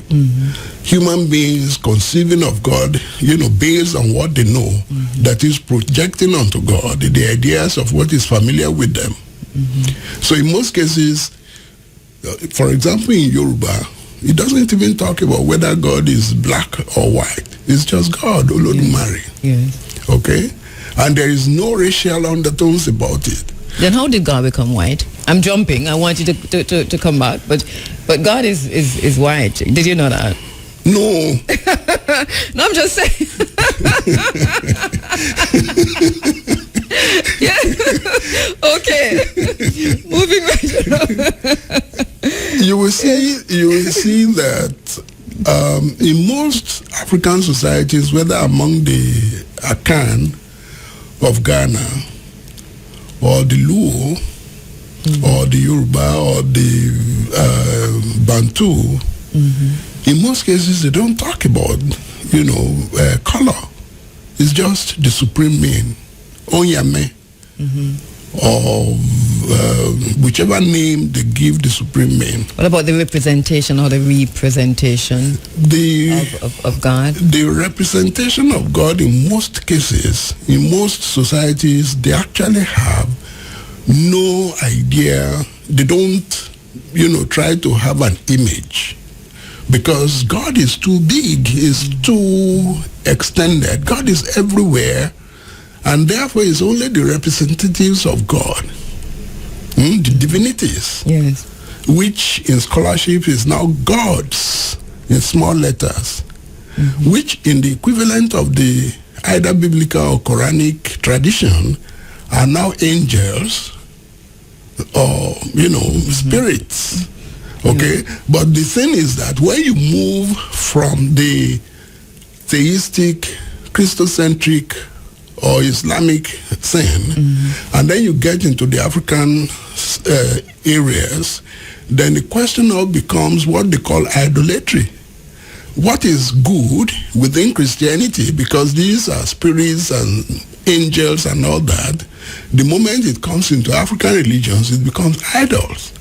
But nobody actually worships any of those idols. They are more or less like conduits. And I want you to stress on that a little so that our listeners get it, because it can miss a lot of people what you just said. That it's poignant that what is represented as good in Christian religion, Western Christian religion, that similar representations which came out of Africa anyway, that within the African system, it is viewed not by Africans. Right? Yes. Not necessarily, but by the Western Christianity then. No, it was a deliberate thing. Yeah, exactly. That's why I want you to go. Yes. You see,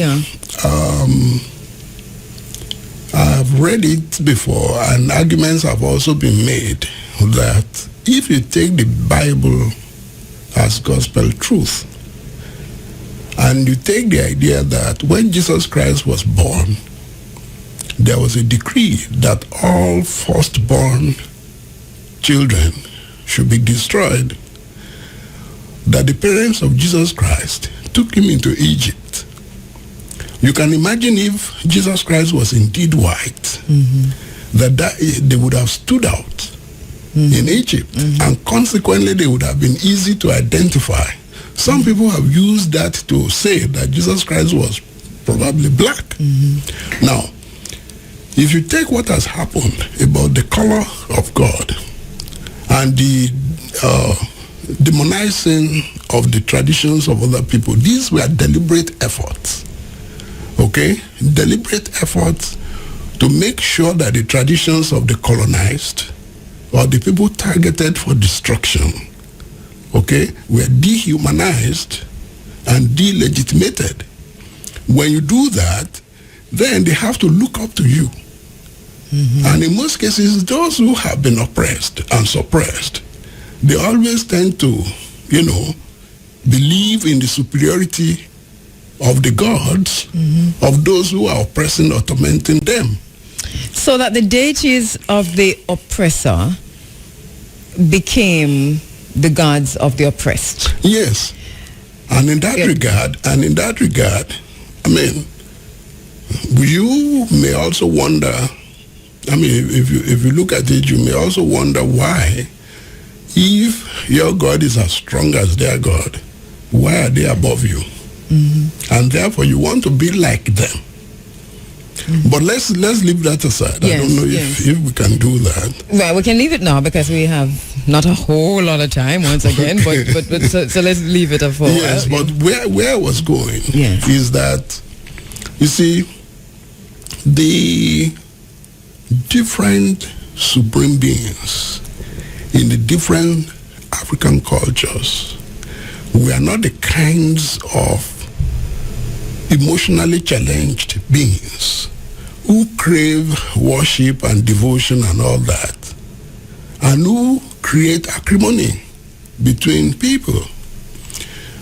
You cannot, well, maybe I'm ignorant. I have not been able to find anywhere in African culture, societies, traditional societies, where people have gone to war in defense of any supreme being.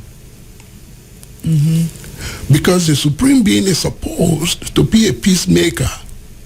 Okay? Somebody, some being that is supposed to oversee everybody, regardless of how you come to that supreme being. And because of that, in my view, it means that there is something complementary about those, supreme beings and the deities there. And you see, if I go back in memory and revisit my early childhood, in Yoruba, in my village, we had Christians, we had Muslims, and we have traditional believers, that is the indigenous African traditional devotees. Now, when there was a ceremony by Christians, Easter, Christmas, what you call New Year, whatever, everybody goes there.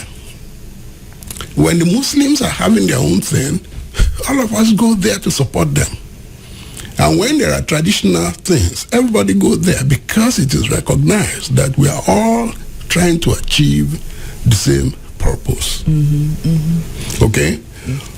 Until all the schisms, the divisions, which were imported from outside, which then transformed the battle over resources in the Middle East into a global thing between Christians and Muslims, and even between Christians and Christians, and between Muslims and Muslims. You hear about Shia and the Sunnis, and then you hear about Catholics and the Anglicans or the Presbyterians and all those, different things. Whereas for a typical African individual, spirituality goes beyond the ideas of how you do it, because the goal is to be at one with the supreme being. How does the African, how do African traditional religions, as far as you're able to pinpoint a few of them, view the idea of creation? Because you said earlier, in search of answers, different groups of people over time identify within their own environment what they call or what they see as God. How then do these African traditional religion and African traditional spirituality see creation? Well, let me take the Yoruba situation, which was what I was discussing with my senior colleague during the week. The origin of the universe and the creation of the universe, according to Yoruba culture, was started by Olodumare. But Olodumare, after creating the universe, did not create human beings, okay, or the different forms that you have. The story goes like this. When the Supreme Being Olodumare decided that it was time to create the universe, he sent some of his divinities, Orishanla, okay, and others, and they descended on a long rope from the heavens, but they were given a packet of earth, and they were given a pigeon. So when they descended on the earth, every place was water, covered on water. So they dropped the packet of earth and they put the pigeon on it. Wherever the pigeon was able to spread the earth, that is where you have solid land, which is inhabited by humans. Some are not uninhabitable. Okay, that's the story. Yes. Now, coming to the creation of human beings, a totally different story. Another divinity was commissioned to fabricate human forms. And that is where you have some of us who are huge, big, some who are petite, some who are hunchbacked, some who are deformed here and there, because it wasn't the work of God.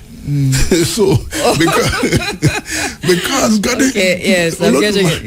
Olodumare doesn't do anything that is abnormal. Yes. So, but after the creation now, the divinity will store them in a big barn. And then the supreme being will go there to give them the spirit of life.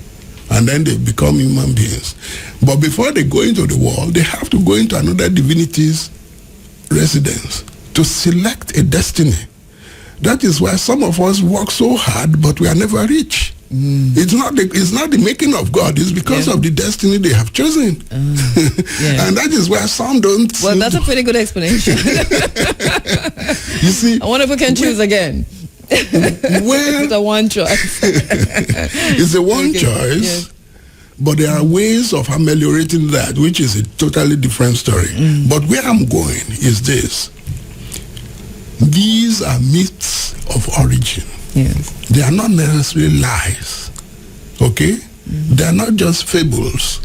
They are explanatory models to comprehend what may have been, where we could have. It's speculation. As is the Adam and Eve story. Yeah. That is just like the Adam and Eve story. And if you take the Adam and Eve story, I pointed out to the gentleman that if you look back with the genealogy you have in the book, in the book of St. John, okay? If you trace it back, there are about how many generations? 14 generations make one cluster. And generations, as we count it now, is about 30 years. But let's be very generous and give it 100 years for each generation. Yes. And there are 4 of those generations in the Bible. From Adam and Eve to Abraham, from Abraham to David, from David into captivity, then from captivity to Jesus Christ. So that will give us 1,400 years times 4, which means all of humanity never existed for more than 7,000 or 6,000 years ago. But that couldn't be true. And that is where myths are myths. There are attempts by people to comprehend where they could have come from. Okay? So, if that is the case, it automatically means that human beings postulate God's myths of creation in order to position themselves so that they can live a meaningful life and be tethered, that is, situated in a way where they can be comfortable with themselves. Did our ancestors, consciously aware of this? You mentioned before the sky and so on, and as you said that, I thought of the Dogons, for example, and what they managed, and the ancient Egyptians, the Cometians, and so on. No, don't forget that even science is cumulative in how knowledge is developed. The kind of science I was taught when I was young was that the atom was the smallest indivisible particle of an element. But before I graduated high school, the atom was split. Yes. So it was no longer the smallest indivisible particle. But you see, people don't blame those obsolete scientific postulations. We regard them as stages in human evolution. And don't forget, it is also some of those myths that actually help us, humanity, in developing science, because it was from the constant investigation of those myths that we are able to generate new ideas about knowledge. But the knowledge that we have at any age is never perfect. It's just a stage in human epistemic evolution. If we were to go, make a comparison then, or do some kind of comparative analysis with the Western concept of God as opposed to the African concept of God, and even a wider Eastern concept of God, where do you see the major differences? Oh, one big thing is the inclusiveness of indigenous African ideas of God. Inclusiveness in the sense that it doesn't create absolutes of friends or enemies of good and evil. Mm-hmm. Let me give you an example. Mm-hmm. You and I, we are the same family, but we could be siblings. Mm-hmm. And because of the work that you do, you trade in communication. The divinity that helps you to communicate with the Supreme Being could be the God of communication. Yes, the Ma'at Keru. Yes. I'm just saying. In my own case, in my own case, let's say I'm a farmer. Mm-hmm. The divinity that helps me could be the fertility god. Yeah. Let us say Oya or Oshun or Ogun. Mm-hmm. Now, our siblings, I don't regard you as an enemy. That couldn't ever happen. And when you are having your own festivities, that helps you to communicate with your divinity, which helps you to prosper and take care of your business, you invite me. Mm-hmm. Even if you don't invite me, it's my obligation to come there and support you. Mm-hmm. When I'm doing the same thing, you feel obligated to come and join me because we are all trying to achieve the same ends. Okay. Therefore, the idea of children of the uncircumcised or the children of, who are infidels or those who are ungodly doesn't arise. And this idea of being unequally yoked and so on. Yes, it doesn't arise because we are not competing. We can't even compete. Mm-hmm. And the funny part of it is that at times we do forget that even in the Bible, when the issue came about, some people are busy, doing something to Baals and all those things. And the matter came over and said, well, the prophet said, let that which is God fight his own battles. Mm-hmm. Okay, Jerubbaal. Mm-hmm. But human beings take it upon themselves to be the advocates and the instigators of violence, which then destroy the overall objective of spirituality. So in indigenous African cultures, you do find that, because we are trying to achieve the same end, which is human welfare, and which helps to propagate the work of God, we are all coming together rather than going in different ways. Mm-hmm.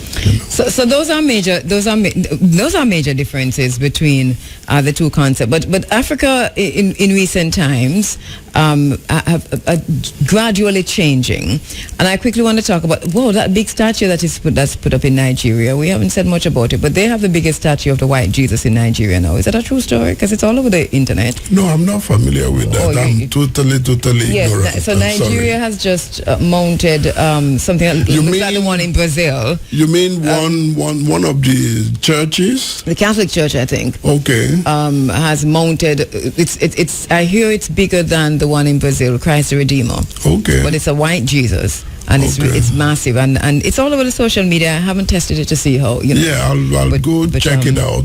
Yes, but you see, the danger is this: how do you expect somebody else's God to leave the original owners and help you, especially against the interest of the original owners?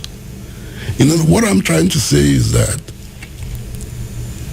it's a little bit strange to me that, and even in the Bible, it is said that some people are going to be on the right hand of God or nearer to Abraham, where God is, which means that there are also classes or categories. Yes. It's very hard to believe that. You remember what happened to Arinze, Father Arinze, one of the top bishops in the Catholic Church, when the time came to select a new bishop.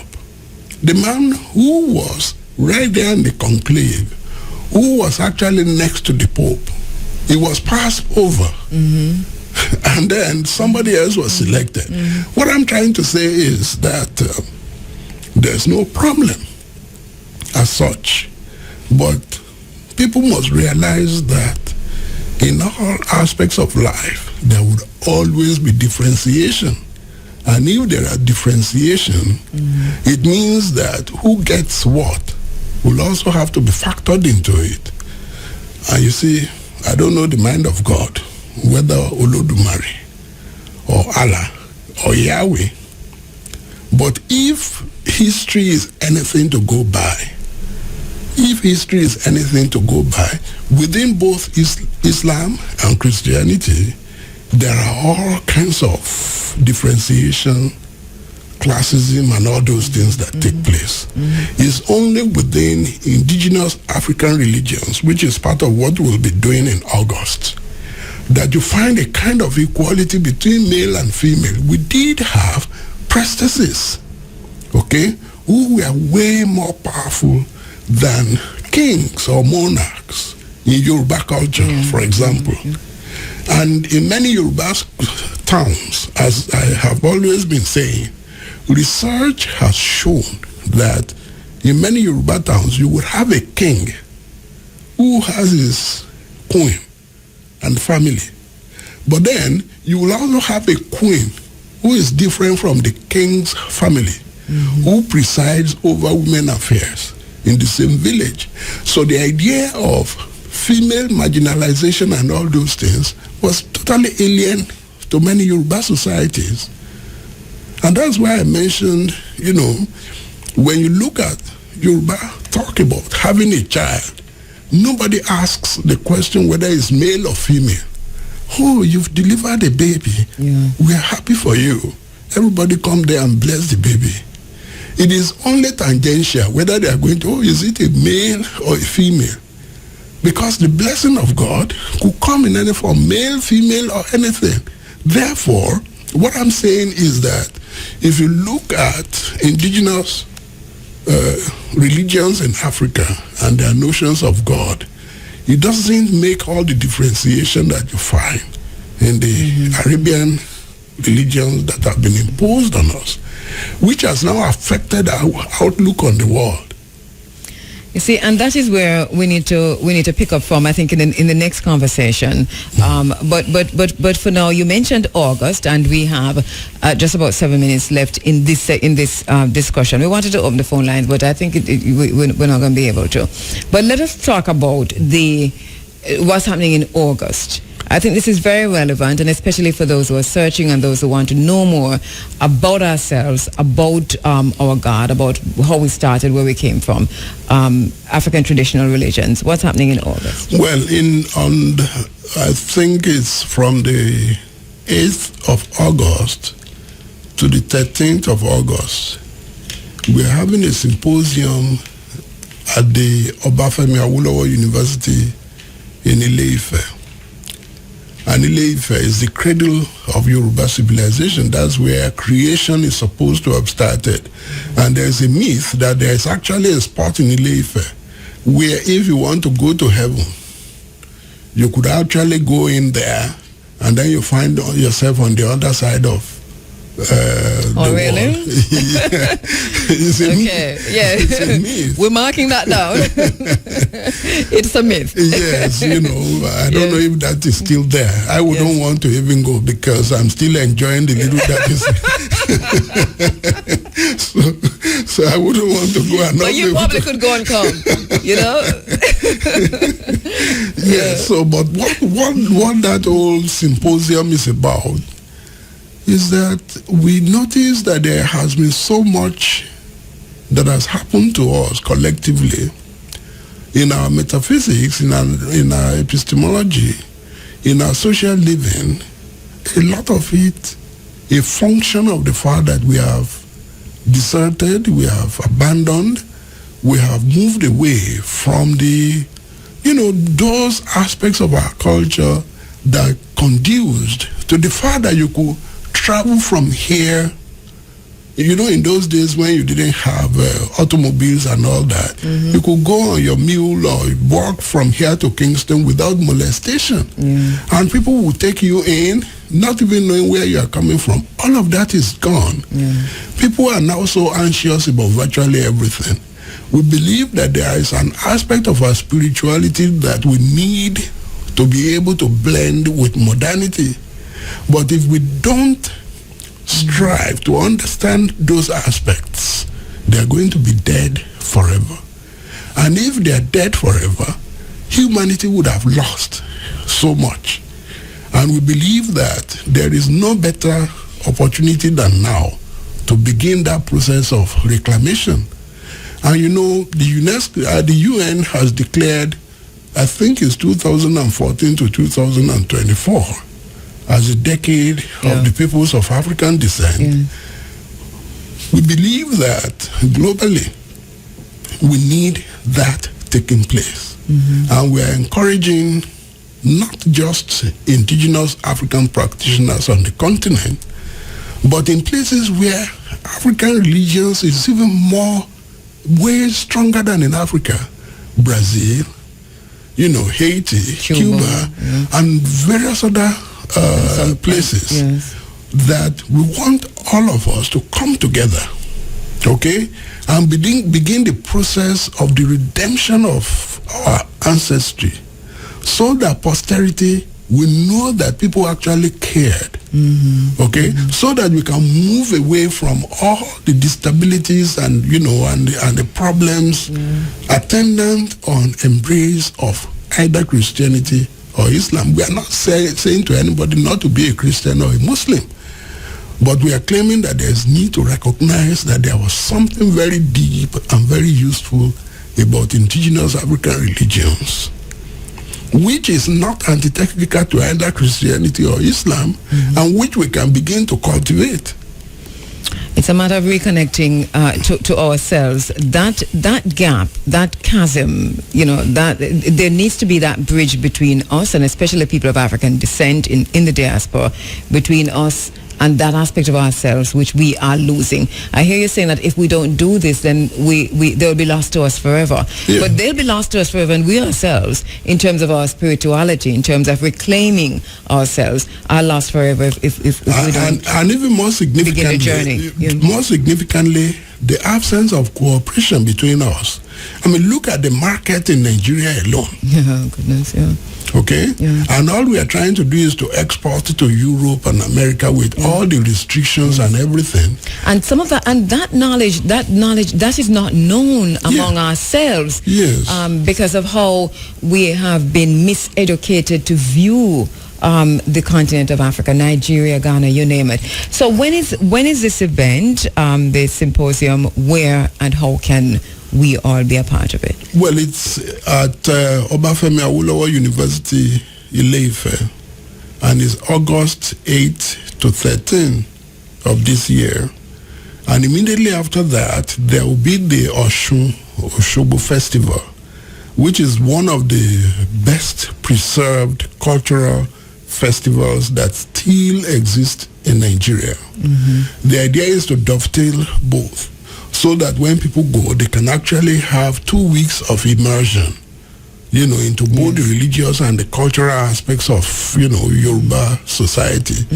And, as we have been discussing the logistics, of how to go, if people make up their mind that they need to go, we can begin the process of coordinating how best to minimize the costs, and how best to, pull together resources to assist ourselves. And that is just to say to our listeners, wherever you are in the world, if you are thinking that you want to go, first of all, wherever you are in the world, if you are thinking that you want to go, first of all, let us know, so that at least we have an idea of what it looks like, who wants to go, because we're planning to actually organize a trip into to Mecca to Nigeria. Yes, and people don't have to be afraid.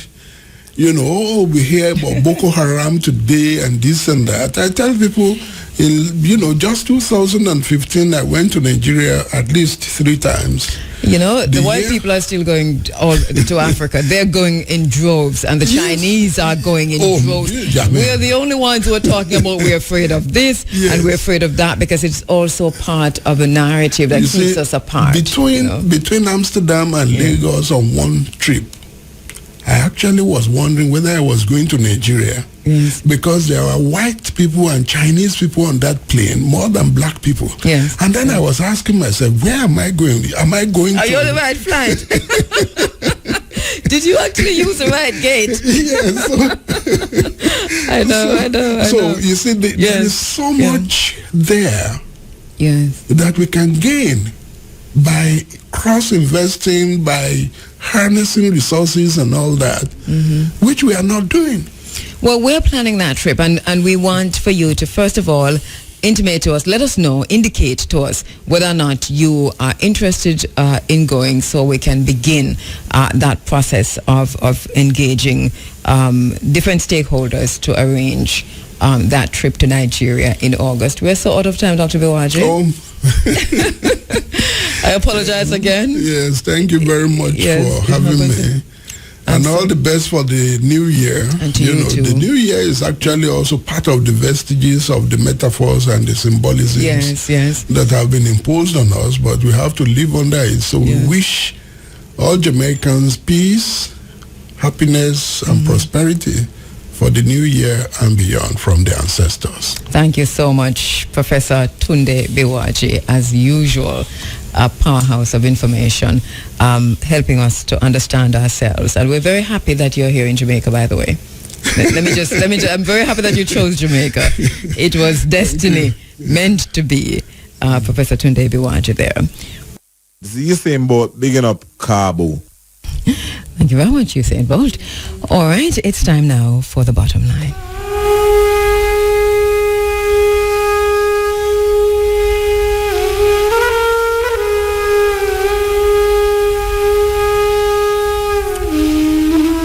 The bottom line is that over the last 2 weeks, 2 seemingly unrelated incidents happened in 2 very different parts of the world within just a few days. One, Chris Gayle propositioned and sexually harassed a female sports journalist in Australia. And 2, the governor of Maine in the United States, while pointing to the rise in drug abuse in Maine, despaired that these drug dealers with distinctly African-American names were getting white girls pregnant, impregnating white girls. The bottom line is that Chris Gayle is being internationally blackballed. And leading this process is no less a person than the famous cricket great, former Australian batsman Ian Chappell. It is no accident that the phrase black ball in the language of the white supremacy culture means to exclude and to have power to exclude. And Chris Gayle now finds himself being blackballed beyond the boundaries.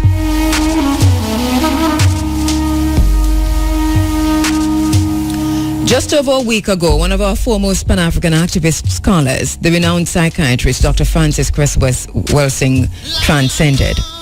In attempting to put the Chris Gayle conundrum in perspective, we might have sought her out for her usual insightful analysis of these kinds of seemingly innocuous situations, which have racial undertones, masquerading as outrage against sexual harassment. Dr. Welsing, however, has left her seminal work on the theory of the origin and perpetration of racism, the ISIS Papers, the Keys to the Colors, in which she interrogates ball games as symbols, the war of the balls. The rules may change, she argues, but the real game is always the same. This deep significance of balls in the context of white supremacy system culture, she stresses, cannot be discussed overtly without causing the collapse of the entire political and psychological white supremacy edifice.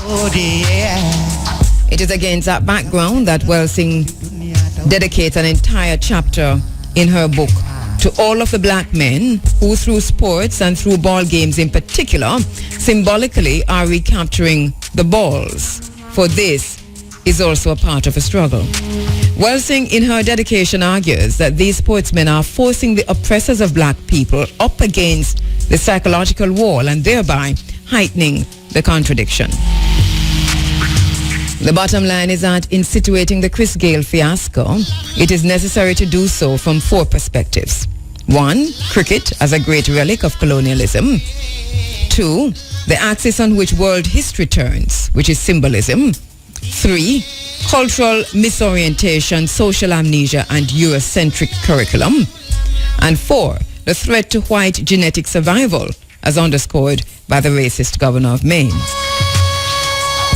While scholars and academics argue that cricket is a tool of Caribbean integration, it must also be stressed that it is also a great relic of colonialism and was successfully used as an instrument of colonization. Cricket originally spread to the West Indies through the British military, who established clubs and integrated cricket pitches into the garrisons in the Caribbean. The bottom line is that cricket reflects the history, folklore, traditions, and conflicts of African people colonized by the British.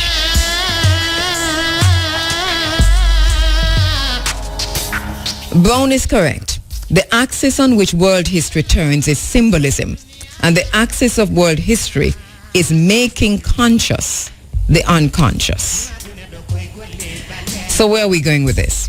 The bottom line is that what is unconscious here is that Gayle inadvertently finds himself on the global stage as a representative of an entire race of people, cast in the role of the Mandingo, who dared to look directly into the eyes of a white woman and to publicly announce that that was what he came to do, to look into her eyes.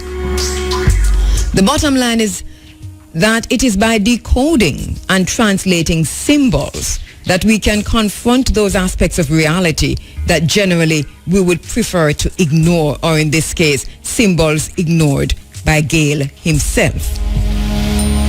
McLaughlin, the white woman, becomes a symbol of the virginal white female, the repository of white posterity and purity, in the same vein as the white girls of Maine, who Governor LePage identify as being at risk from interracial contamination. The bottom line is that it is by decoding and translating symbols that we can confront and dismantle those aspects of reality that generally we would prefer to ignore, or in this case, those aspects of reality ignored by Gayle. Cricket, the great relic of colonialism, symbolizes a global white supremacy system culture, which is a sum total of the conscious as well as the unconscious tactics, strategies, and methodologies evolved in all areas of people activity. The bottom line is that by identifying, decoding, translating symbols, we can confront, dismantle, and confound those aspects of reality that generally we would prefer to ignore, or in this case, those aspects of reality that Gayle was unable to identify, unable to decode, and unable to dismantle. The bottom line is that it is through the world of symbolism we can gain insight into the world of reality that must be mastered. But first, we must be equipped to recognize the symbols of white supremacy, and thereby to gain this insight into this world of reality. For Chris Gayle, his upbringing and socialization and the education system under which he grew up have ill-prepared him to identify or recognize the symbols which operate on the very stage on which he's a player. Gayle's actions are not to be excused, but must be placed in the wider context of cultural misorientation, social amnesia, partly caused by a Eurocentric curriculum. A Eurocentric curriculum which disregards the past and presides over the repression of remembrance, making our history unconscious and placing it out of awareness. This Eurocentric curriculum, which is so fiercely guarded by various ministries of education and their advisors, facilitates and encourages sterile abstract identity and is complicit in the foreign behavior that alienates us from our African selves. Deviant, abnormal, aberrant behavior as seen in Chris Gale's disrespect of McLaughlin and his apparent inability to recognize the folly of his action. Gale, like many other black celebrities who display laudable mastery in their fields of endeavor, lack the benefit of cultural grooming and guidance that would allow them to use their platform of prominence in the best interest of the race. The bottom line is that instead, many black achievers assess their accomplishments as enabling them to become white by proxy.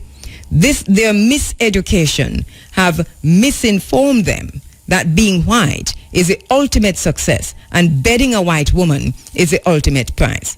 As Amos Wilson argues, when the curriculum makes us unconscious of our history, we not only become unconscious of our history as knowledge, we become unconscious of the sources of our behavior as persons and as a people, and our own behavior becomes a mystery to us. The African person who lives with social amnesia brought on by the projection of mythological Eurocentric history lives a life that is misguided and puzzling. In this regard, Chris Gale is the rule and not the exception. The bottom line is that Governor LePage of Maine is lamenting the reality of this miscegenation in Maine, a 95% white woman populated district, bringing into sharp focus Chris Gale's dilemma. Governor LePage knows very well that, as Welsing argues, the genetic material in the black testicles, the black balls, has the power to genetically exclude or annihilate the recessive genetic material in the white testicles. The deep pervading fear of white genetic annihilation in the white psyche has caused a neurotic or unconscious preoccupation with genes, genetic material, and miscegenation. The white girls of Maine must be protected at all costs from black men to preserve the white race. And Chris Gale, whose behavior is out of racial context and partly a result of cultural amnesia, is a threat to white supremacy. The bottom line is that by putting Chris Gale in context and connecting the events surrounding his public shaming to the racist pronouncement from the unapologetic governor of Maine, and this is what we really do need to do to connect the dots, I have attempted here to make conscious the unconscious, to situate Gale's dilemma within the global white supremacy system culture, which is the sum total of the conscious as well as the unconscious tactics, strategies, and methodologies evolved in all areas of people activity.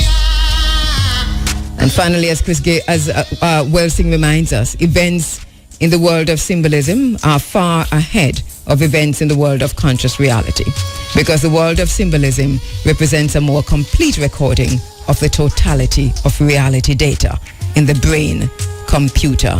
So Chris Gale, cast as a Mandingo, the white reporter as a repository of white posterity and purity, and of course the stage, cricket, a relic of colonialism. That's the bottom line.